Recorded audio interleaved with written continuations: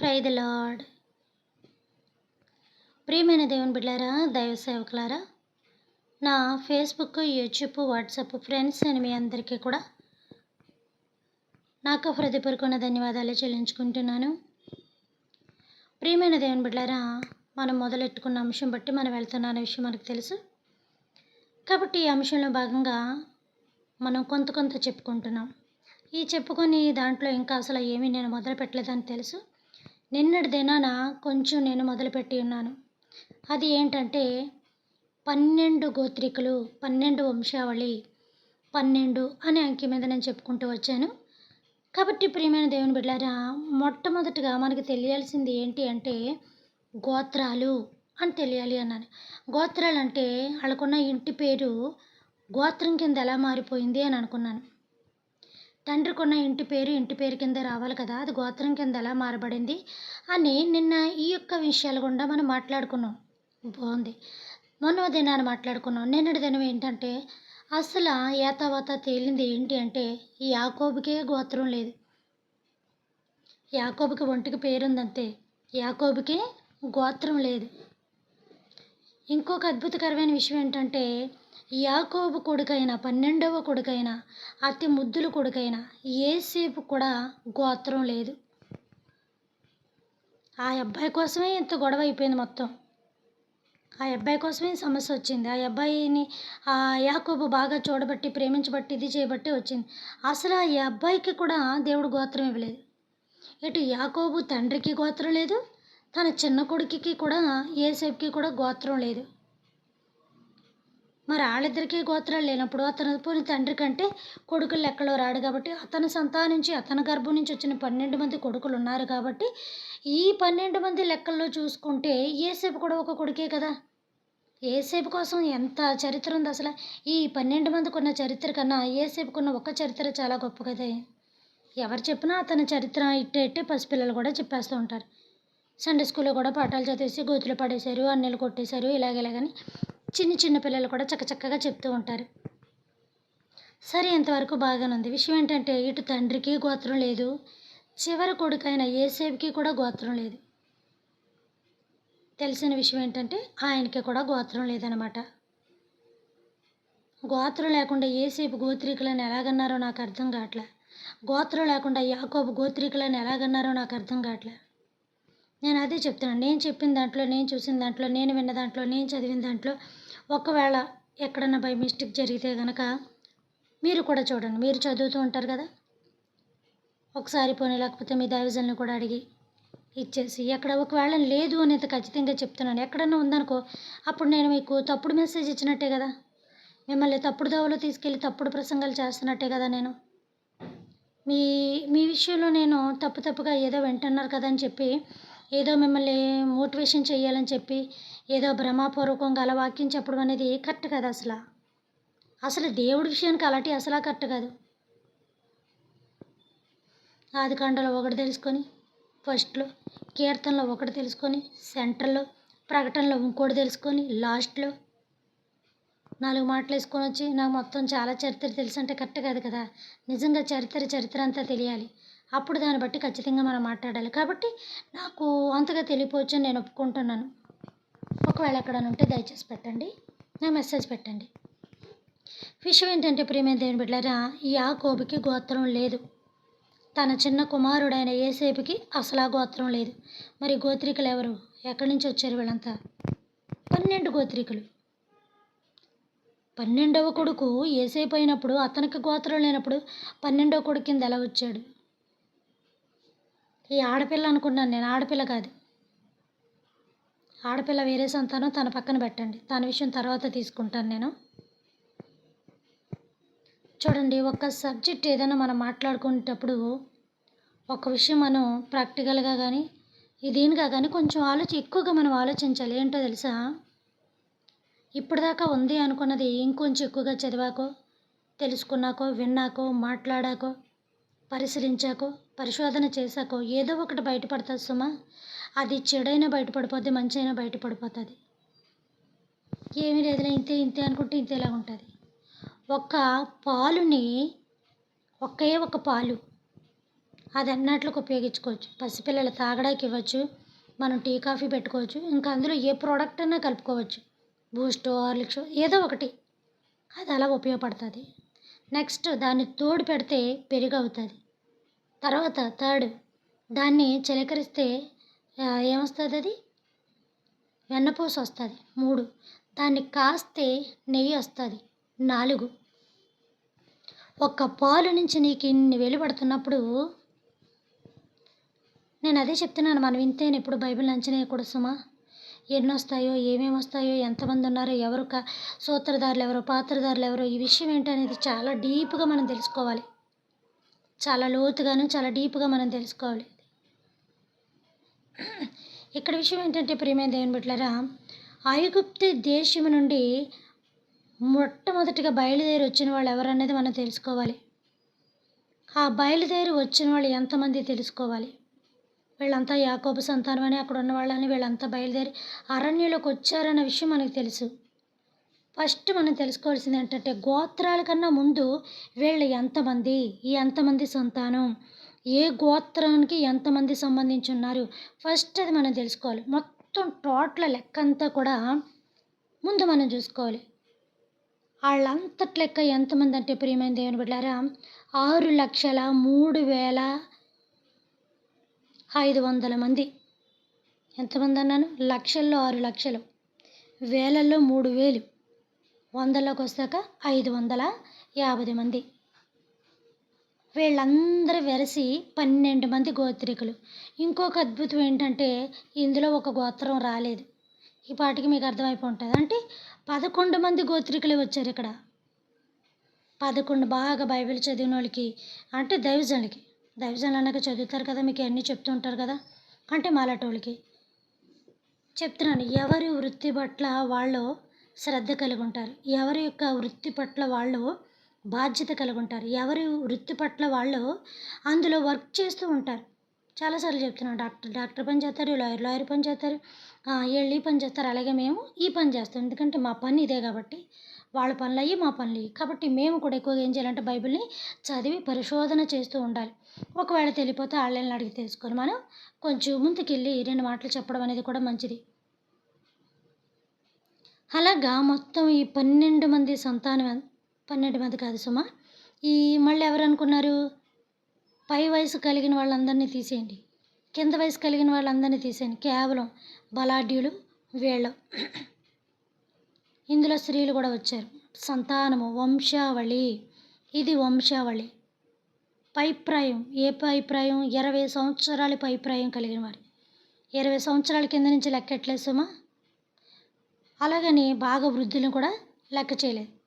ఇందులో స్త్రీ పురుషులు ఎవరున్నా నడి వయసు కలిగిన వారు ఎంతమంది ఉన్నారని చెప్పాను, 6,03,550 మంది సంతానం మొత్తం వీళ్ళందరూ కలిసి వెరసి. మరి వీళ్ళందరికీ కూడా ఒక్కొక్క గోత్రం ఇవ్వబడింది. ఒక్కొక్క కులం కాదు, గోత్రం అంటే శ్రేష్టమైన వాళ్ళు అని గోత్రం ఇవ్వబడింది. ఆ గోత్రం పేరే వీళ్ళ ఒంటి పేరు. వీళ్ళ ఒంటి పేరుని దేవుడు గోత్రంగా పెట్టాడు, గోత్రాన్ని ఒంటి పేరుగా చేశాడు. చాలాసార్లు చెప్పాను, ఇంటి పేరు, ఒంటి పేరు, ఊరి పేరు కూడా చాలామందికి ఒకటి ఉన్నాను. ఈ పేర్లు కానించి నేను చెప్పుకుంటూ వచ్చాను. ఎందుకంటే ఇది చాలా చివరి దాకా, నేను ఎప్పుడు దాకా ఇస్తానో తెలియగానే అప్పుడు దాకా ఎక్కడో దిక్కునేలా తగులుతూనే ఉంటాయి. కాబట్టి మీరు గుర్తుపెట్టేసుకోవాలి. మనం కూడా హోరేబు దాని మీద నేను చూసాను, బండకే హోరేబు అని పేరు ఉంది. హోరేబు బండ మీద హోరేబు అని అతన్ని కూడా చంపారని నేను ఈ విషయంలో లాస్ట్ మెసేజ్లో చెప్పడం అనేది కూడా జరిగింది. అన్నీ చూపించుతున్నాను, జరగడం కాదు, జరిగిన చరిత్రను నేను వాక్య రూపంలో పెట్టి మరీ చూపిస్తున్నాను. కాబట్టి ప్రియమైన దేవుని బిడ్డలారా, వీళ్ళందరూ ఎవరంటే 11 మంది గోత్రికులు, 12 మంది కాదు సుమా. 12 మందికి గోత్రం ఇవ్వబడింది, కానీ ఇందులో ఒక గోత్రం లెక్కింపబడలేదు. ఒక గోత్రాన్ని ఈ గోత్రాల్లో కలపలేదు. ఒక గోత్రాన్ని వేరు చేశాడు దేవుడు, ఒక గోత్రాన్ని వేరుగా పెట్టాడు దేవుడు, ఒక గోత్రానికి ఇంకా శ్రేష్టత కల్పించాడు దేవుడు. ఆ గోత్రం ఏంటి, ఎవరు, ఎందుకు వాళ్ళకంత శ్రేష్టత కల్పించాడు, వీళ్ళందరికీ ఒక లెక్క, వాళ్ళకి ఒక లెక్క ఏంటి? వీళ్ళందరూ యాకోబు సంతానమే కదా! యాకోబుని దేవుడు దీవిస్తానన్నాడు కదా! నీ సంతానం జోలికి ఎవరొచ్చినా వాళ్ళు ఊరుకోనని దేవుడు చెప్పాడు కదా! వాళ్ళకి నేను పగలు ఎండ దెబ్బ వలె, రాత్రి ఎండగా వెన్నెల దెబ్బ వలె ఉంటానని కాపాడాడు కదా! కంటికి రెప్పలా చూసుకుంటానయ్యా, పగలు ఎండ దెబ్బ తగలనివ్వనయ్యా, రాత్రి వెన్నెల దెబ్బలు కూడా తగలనివ్వనయి. వెన్నెల దెబ్బకి ఏమొస్తుంది? మంచు పడి జలుబు చేసేస్తుందేమో అని రాత్ర వెలుగయ్యి అగ్గయ్యి కాపాడుతాను నేను, చలి తగలకుండాను. పగల మేఘమయ్యి ఏసీలా చల్లదనంగా కాపాడుతానని ఆ యాకోబుకి ఇచ్చిన మాట చివర పాలు తేనెలు ప్రవహించే దేశం వచ్చేదాకా కూడా వాళ్ళని కంటికి రెప్పలా చూసుకుంటున్నాడే. ఏలంటే ఎరగబడి అరణ్యంలో పడిపోయి రాలిపోయి చచ్చిపోయారు తప్ప ఇది అవలే. విషయం ఏంటి తెలుసా? మళ్ళీ వీళ్ళ యొక్క దుష్ట బుద్ధికి, వీళ్ళ నీచ బుద్ధికి, వీళ్ళ అసహ్యమైన బుద్ధికి తిరిగి దేవుడు సముద్రం ఎందుకు ఎట్టాడు? సముద్రం నుంచి దాటిచ్చేయచ్చు కదా! సముద్రం నుంచి ఇంత చేసిన దేవుడు సముద్రం నుంచి తీసుకొచ్చేలేడా? పగలగొట్టాలా, ఇది చేయాలా, అది చేయాలని ఒకప్పుడు అనుకునేదాన్ని. విషయం ఏంటంటే మానవ శక్తికి జరగని క్రియలు చేసుకొచ్చాడు దేవుడు అక్కడ. అదేంటో తెలుసా? వీళ్ళందరికీ మాంసం లేదని, అయి లేదని, ఈ లేదని, కూరలు లేవని, అయి లేదని మోషేని ఫారోని దేవుడిగా పొగడ్డం మొదలెట్టేశారు. కష్టపెట్టాడు కానీ అక్కడ ఎంత మంచి ఫుడ్ తిన్నామో, ఎంత ఇది చేసామో, పోనీ వెళ్ళిపోదామంటే తిరిగి వెళ్ళిపోవడానికి సిద్ధపడిపోయారు ఇలా. ఎంత దౌర్భాగ్యంలో, ఎంత నీచమైన స్వభావం కలిగిన మనస్తత్వం చూడండి ఇలా. దేవుని కొడుకు లొంగి వంగి ఒక్కరు లేరు అక్కడ, ఒక్కరు లేరు. తిరిగి దాటి వెళ్ళిపోదాం అనుకున్నాను. అందుకే దేవుడు వాళ్ళకి మానవ శక్తికి లొంగలేని సముద్రాన్ని అడ్డుగా పెట్టేశాడు. సముద్రం ఎవరు దాటుతారు? ఓ 2-3 అడుగులు ఎదరికేస్తే చచ్చిపోయి ఊరుకుంటారు మునిగిపోయి. అందుకే సముద్రాన్ని బద్దలుగొట్టి దేవుడు యువతలకి తీసుకొచ్చి కలిపి పడేశాడు. ఇక అవతలకి వెళ్ళే చాయిసే లేదు. అందుకే వీళ్ళకి 11 రోజుల్లో రావాల్సిన ఈ ఊరిని ఊరూరా గ్రామం ఊరూరా అడవంతా కూడా సీనాయి కొండని, ఈ కొండని, ఏటది సీనాయి పర్వతం, సీను అరణ్యం, ఇంకా హోరేబు పర్వతం, ఇంకా కొన్ని ఊర్లు ఉన్నాయి. మొత్తం అంతా కూడా తిప్పి తీసుకొచ్చి ఆ ఊరిలో రాజ్యాల మధ్యన తీసుకొచ్చి రాజులు ఇలా అక్కడ గొడవ పెట్టి మళ్ళీ వాళ్ళ నుంచి వీళ్ళ గొడవ ఇలాగా ఇంతేతను పెట్టాడు. అసలు ఏ ఊరి నుంచి వచ్చాం, ఏ బాట నుంచి వచ్చాం అన్న గుర్తు కూడా లేకుండా గుర్తులు కూడా మరుగు చేసేసాడు దేవుడు. మారుతారేమో వీళ్ళు, వస్తారేమో వీళ్ళు, నా తట్టు తిరుగుతారేమో అని. అబ్బే, ఆయన తట్టు తిరిగి తర్వాత విషయం. కానీ భయంకరమైన శోధన.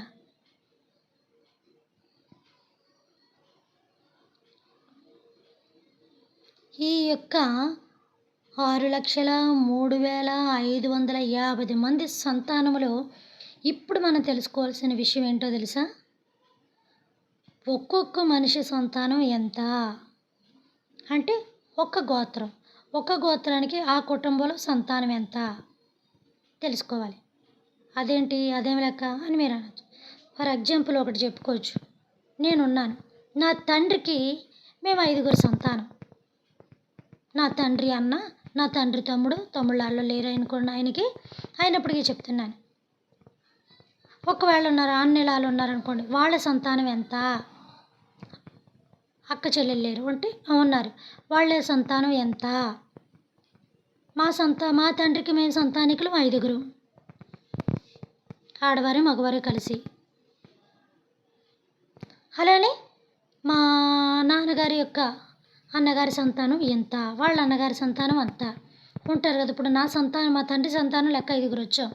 మరి 12 గోత్రాలు ఉన్నప్పుడు 12 గోత్రికులు 11 గోత్రికులను దేవుడు లెక్కించినప్పుడు 12 గోత్రాలు ఉన్నాయి. 12 గోత్రాలకి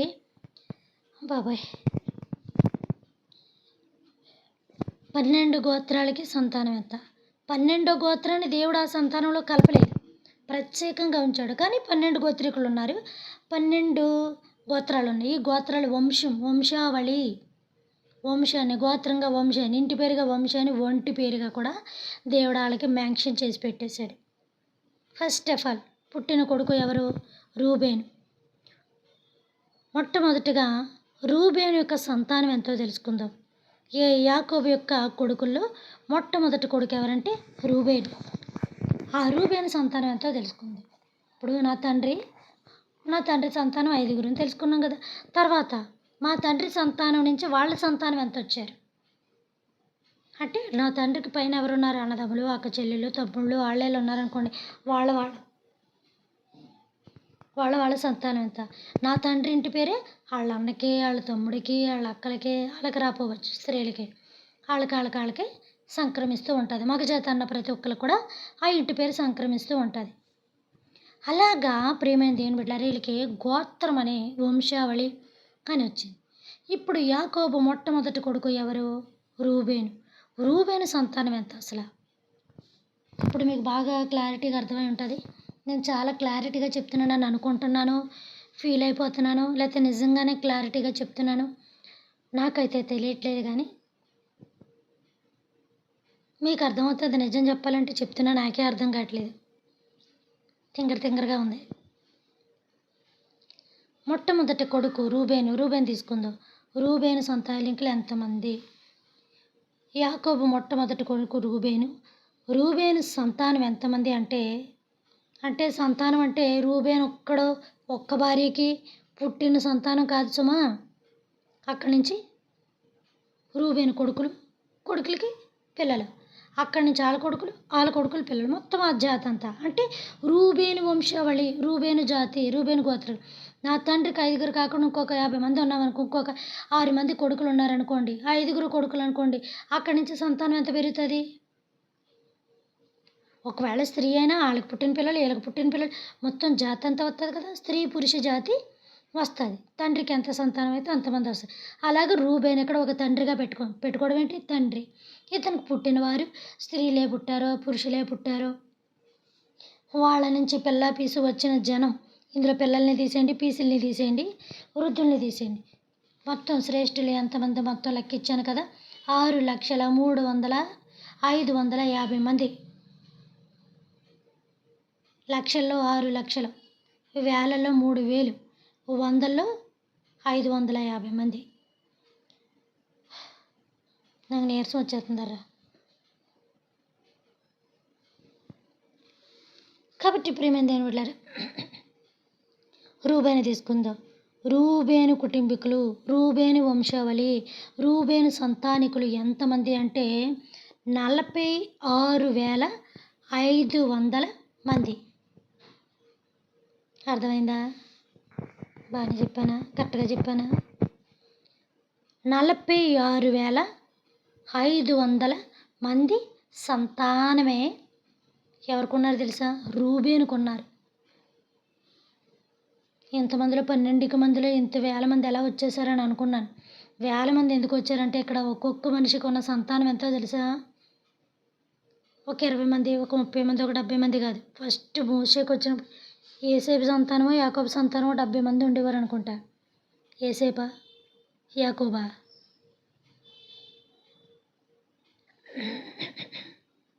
యాకోబు సంతానికులే 70 మంది అనుకుంటా అప్పట్లో. అందుకే కదా ఎవర్రా బాబు వీళ్ళంతా వచ్చేసి, ఎక్కడి నుంచి వచ్చారా బాబు వీళ్ళంతా మొత్తం అలివేశారు, మన దేశం అంతా నిండిపోయారనే కదా ఫరోవా ఎవరతను కష్టపెట్టడం మొదలుపెట్టాడు. ఆ కష్టాన్ని కూడా ఇష్టపడ్డారు, కానీ సుఖంగా చూసిన దేవుడు మాత్రం ఇష్టపడలేకపోయారు. అది పెట్టినోడు మాట అంటే ఎప్పుడు సహించం సుమా. పెట్టలేనాడు 100 అన్నా కూడా బెరుతాం. అదేటో మన బుద్ధి. కాబట్టి ఏం చెప్పాను ఇప్పుడు నేను?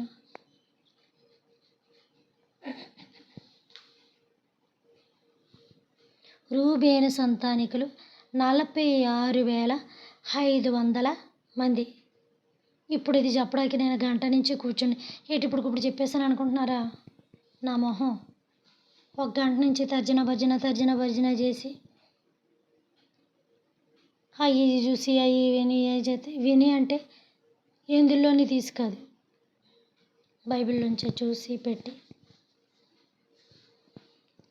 ప్రేమేంది ఏం పెట్టారా? రేపు మాట్లాడుకుందామే. అలసిపోయాను నిజంగా. ఇప్పుడు మీకు చెప్పే విషయంలో కాదు, ఇంతకుముందు నుంచి కూడా నేను కసరత్తు చేస్తున్నాను, చేయాలి కదా. ఇప్పుడు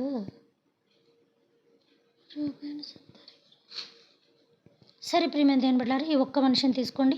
ఈ ఒక్క మనిషి సంతానం యాకోబు మొట్టమొదటి కొడుకు, అతని వంశావళి, అతని సంతానం, అతని జాతి, అతని కులం రాదు ఇందులో. అతనికి ఇవ్వబడిన సంతానం అంతా కలిసి పసిపిల్లల్ని తీసేయండి. 20 సంవత్సరాల పై మొదలుకొని 20 సంవత్సరాలు అలాగే వృద్ధులను కూడా తీసేయండి.